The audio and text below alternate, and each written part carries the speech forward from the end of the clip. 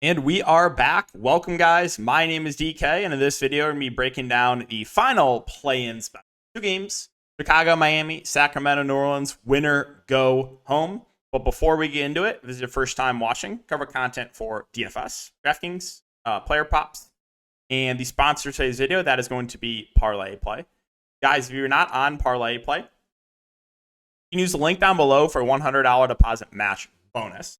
But they're a prop site. They're offering a lot of nice discount lines with MLB, with NBA. I believe they have another discount. I saw, Lillard, basically free square, 0.5 points. They have alt lines. I've been having a lot of fun playing on Parlay Play. So if you guys want to give it a try, click the link. If you do click the link and deposit, it really does help support the channel. So greatly appreciate that. And if you're looking for more content, DFS or Prize Picks, you can check out my Patreon. If you're looking for straight betting content, betting on player props, you can check out my Dub Club. That's in my Twitter bio. Okay, so let's recap last couple nights, and then we can get into the video. So I know I made my video early for Wednesday's slate when the slate was still going on Tuesday, so you guys didn't see how it finished up. I ended up finishing third, $1,500 won that night, and I was a little bit tilted too. This goes back to my point of no one running worse. I was debating entering the 555. I ended up not doing it, just entered a $200 tournament. If I entered the 555, I would have won it $20,000. So again, more proof. Still a good night. And then last night, I'm still frozen from this. I had basically the nuts start. I only played Batum and Haywood Highsmith. And my big stand in the Patreon stream was Nick Batum. I was all over him. I thought he was going to play a lot more. He absolutely smashed at literally no ownership. Haywood Highsmith was another guy. If you guys watched the YouTube video, I kind of hinted that I was not confident in the Jovic minutes, and I thought Highsmith could be the guy that benefits. He smashed. He closed. So I was looking great going into the late game. Caruso injury to punish me for absolutely no reason. And Trae Young, quote performance. He played like 43 minutes. 43 minutes for low-owned Trae Young. He does that. I'm in rat piss, man. Rat piss. Still 3x'd my money with a Caruso injury and that Trae Young performance. It could have been a much bigger night. So that's been the recap of the last few slates. And then also, we once again did a Twitter Spaces tonight. So you guys can go back and watch that. I tweeted it. You can go watch the recording. We did one on Monday, and we hit on a lot of props. I've been on fire to start the play-ins for props, 8-2 over on my Dub Club. We've been really been profitable over there. And the two misses were pretty brutal. I had Trae Young by the hook, and that again, even on Prize Picks I took it. I'm frozen, man. Literally frozen. They also stack corrected Embiid assist back down. He was at 6. They stack corrected him down to 5, but frozen. Trae cost this massive slip as well as this one on underdog. I straight betted as well. So that was pretty frustrating, but still been a great run for straight betting player props. All right, let's talk about this two-game slate. We'll start off with Chicago.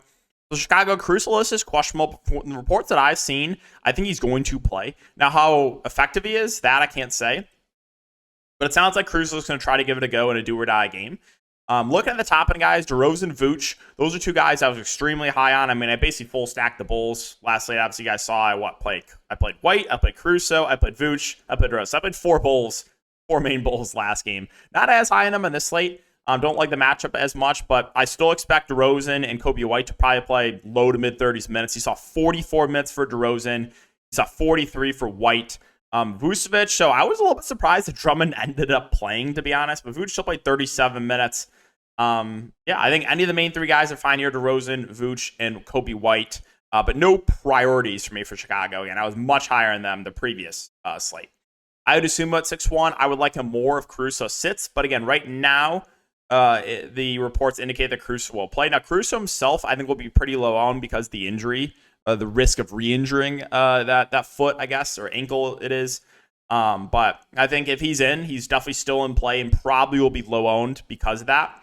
If you think Caruso sees limited minutes, then you can take a shot on a 5.3K Javonte Green. He would probably benefit minutes-wise. Also, Dalen Terry would probably play a little bit more. You got Drummond sitting here at 4-3. They have him listed as questionable. I don't think he's going to play a ton, even if he does play. But That's basically the Bulls. Now, talking about Miami. So, no Jimmy Butler. Also, Terry Rozier also out.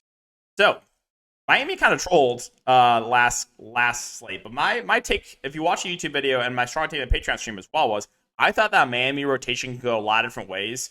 I mentioned that I liked Highsmith as a contrarian play. I also mentioned I liked Jaime Jaquez as a pivot off chalk Caleb Martin. I thought the field was way too confident in Caleb Martin, and no one wanted Jaime Jaquez. And Jaquez smashed at no ownership, and Martin was a bust at massive ownership. So that worked out in a big way. Now, here's the thing. With Jimmy Butler out too, those 40 minutes, I think Bam, Hero, Martin, and Jaquez are all going to see pretty big minutes. And then Duncan is the big question mark. He was active, but just didn't even play. I don't really know what to do with Duncan. If you think he just doesn't play again, then you want to look to guys, like DeLon Wright at 3.8, Highsmith. I'm still not super confident in the minutes for Jovic, but maybe you see a little bit of Kevin Love playing alongside Bam. So Duncan is one that I just don't even know what to do with that situation because he's DNP'd last game. If I had to guess, I would say he plays, but we'll see. I would be much more confident in him if he starts. Now, the top end. You got Bam at 8.7, Hero at 7.9. I mentioned I was kind of like indifferent on the Chicago Stars. Well, I really like these two Miami guys. Bam dealt with some foul trouble last game, only played 31 minutes. I'm not concerned about it. I think in a do-or-die type game, you're probably going to get close to that 40-minute mark for Bam. So assist numbers, basically everything goes up here. Jimmy and Rozier off the court. I'm pretty high on Bam. Also, long shot bet. I bet it's triple-double plus 5,500 over there on FanDuel. It's now down to like plus 1,000 in most books. And then Tyler Hero, obviously, really struggled with the shot. Still put up 40 fancy points. So 7.9 Hero, 8.7 Bam. I think they're really going to lean on these two guys. I really like them. But there's more, too.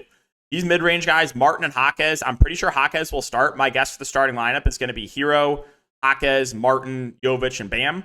Jaquez only played 22 minutes, but he played well. And I think with Jimmy out, I think he's going to play a lot more. Martin at 5.4, only played 24 minutes, did not close. Way more confident in his minutes this game. Those two, I think, look solid plays in the mid-range. Duncan, if he starts, I actually like him because I think he could play a lot. If he comes off the bench, I probably won't take a shot on him for DFS. But yeah, keep an eye on the starting lineup there. Jovic, still not super high on him. Again, I think they're just going to lean on a guy like Highsmith more in a do-or-die game. Or, Jovic is not someone that fits the profile for a guy that's going to play a lot in a, super important game. So still not really on Jovic. Highsmith, the price went up. Again, I played him at no ownership last slate. I don't like him as much at this price point, but still think there's a chance he could close this game. Kevin Love, good point per minute. You did see Bam get some early foul trouble. We saw 17 minutes for Love. I think that there's a chance he could play some alongside Bam, so I'm intrigued by Love for tournaments. And then DeLon Wright at 3.8, saw 23 minutes, and he actually played well. I think if they don't play Dunk, if you think Miami just doesn't play Duncan at all, you're going to want some interest in a 3.8K DeLon Wright. So I think the key to this Heat team is trying to guess correctly what they do with Duncan. Obviously, if they start him, then I think he's going to play decent minutes. If they don't start him, there's a chance he doesn't play again. So that's the tricky part about Miami. Sacramento and New Orleans. Sacramento, they're very easy to talk about. They're one of my favorite. They're my favorite team to target last slate. I like them a lot again. They're going to run. I would not be surprised if they only play 7 in this game. You did see a few minutes of Alex Len, surprisingly. I think he could cut out of this rotation. But yeah, Sabonis dealt a bit of foul trouble. I think him, Fox, and Keegan Murray are all going to play 40-plus minutes. 9.5 for Sabonis, 8.8 for Fox, 5.9 for Keegan Murray. Really like all three. I think the easiest guy to get to is obviously going to be Keegan Murray. Bet on his points once again.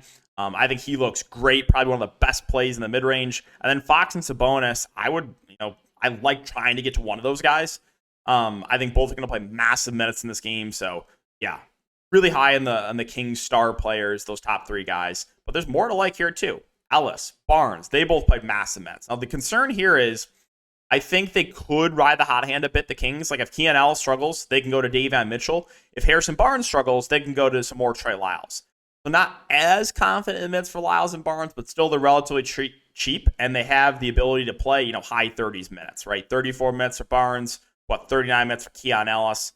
They're both solid plays. And the value, Lyles 3.7, David Mitchell 3.6. I mentioned that there's a chance these guys could play more, and they're cheap too. So, what's the floor minutes for guys like Lyles and Davion Mitchell?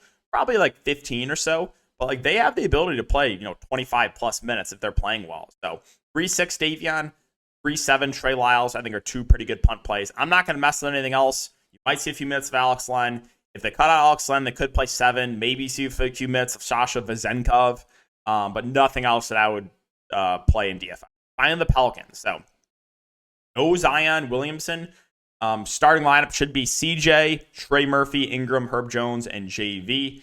CJ at the top at 8-1. I think with CJ and Ingram, if I was in pick between the two, I would go to CJ McCollum. He struggled last game, but not super worried about it. He's had some big games down the stretch of the regular season, so definitely like CJ in a do-or-die game. Ingram, the minutes are not amazing. I think he's going to play a good amount more in this game. It's not a guarantee, though. He's more of a GPP play of like the top end guys. And then mid-range, I like Trey Murphy and Herb Jones. Assuming they both avoid foul trouble, I think they're going to push for 40 minutes here. I like the ceiling a bit more with Murphy, but Herb Jones still has those, random pop-off games as well. So the two wings, I think, are solid plays. Now, looking at the centers, so JV has a PRA prop at 23.5, Nance at 16.5. The Pelicans in big games, they tend to lean on Larry Nance more. I know JV's had some big games against the Kings this season, but you can't really read into it too much. Nance was out in their most recent game they played the Kings. Again, my lean on the situation, I think they're going to play Nance more. I think Nance could play 30-plus minutes, and they're going to limit JV. But if JV plays really well, it's definitely possible they could, he could play more than people think. So the two centers are interesting. I took a prize pick slip because I think it makes sense to play if one's playing a lot more than the other. The other's gonna see a lot less minutes, obviously. So like I took over Nance PRA and under JV PRA.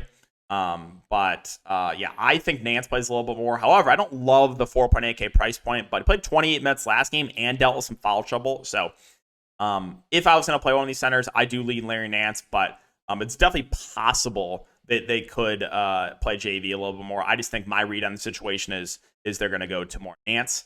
And then we got to talk about a couple of these bench guys. Jose Alvarado was someone that I was, interested in as a contrarian play. He played 25 minutes and played really well.